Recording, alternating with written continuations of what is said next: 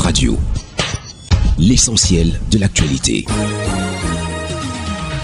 Bienvenue Madame, Messieurs sur Cam News 24 Hit FM 103 pour le point sur l'actualité de ce matin. La fonction publique camerounaise annonce la révocation de 1172 personnes. Cette décision concerne des fonctionnaires et des agents de l'État relevant du Code du travail, précise un communiqué signé ce lundi 18 novembre 2024 par le ministre de la fonction publique et de la réforme administrative, Joseph Lé. Selon SBBC, cette nouvelle vague des sanctions s'ajoute aux 1981 licenciements et 424 révocations prononcées précédemment, portant ainsi le nombre total d'agents concernés par ces mesures disciplinaires à 3577. Le ministre précise que ces décisions ont été prises en application des décrets du 7 octobre 1994 portant statut général de la fonction publique, modifié et complété par le décret du 12 octobre 2000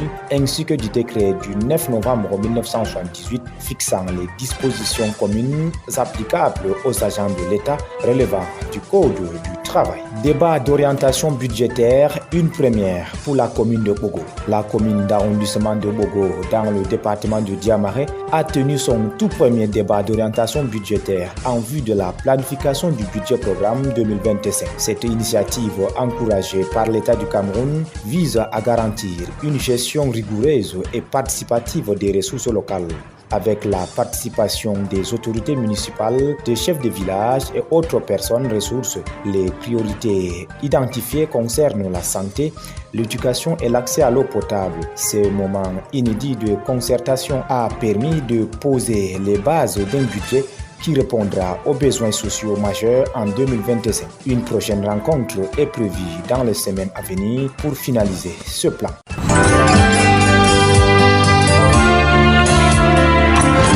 L'actualité internationale. Au-delà des frontières camerounaises au Mali, Resolute Mining accepte de payer 160 millions de dollars dans un litige sur l'exploitation de l'or. Terry Olahan, patron de Resolute Mining, une société minière australienne qui possède une mine d'or au Mali, a été arrêté avec quelques-uns de ses collaborateurs par les autorités maliennes qui réclamaient le paiement de plusieurs millions de dollars de dettes fiscales de la société. Ils ont été arrêtés alors qu'ils se rendaient dans la capitale Bamako pour ce qu'ils pensaient être des négociations de routine. À la suite de cela, Resolute a annoncé dimanche qu'elle paierait 80 millions de dollars immédiatement à partir de ses réserves de trésorerie existantes et le reste dans le mois à venir.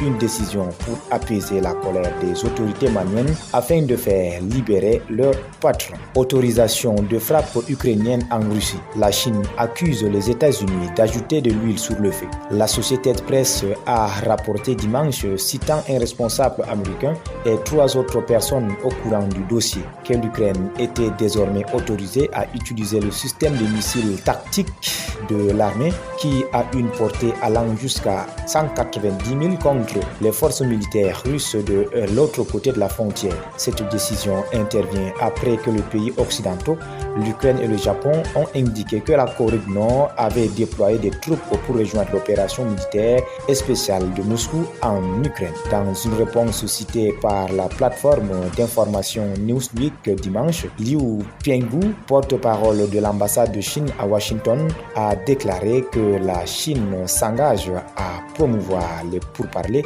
de paix et s'oppose à toute initiative qui pourrait aggraver les tensions et la situation régionale. Voilà, Madame, Messieurs, c'est tout pour le point sur l'actualité sur Hit FM 103 et Cam News 24 ce matin. Merci de nous avoir écoutés et restez connectés. Hit Radio, une info d'avance.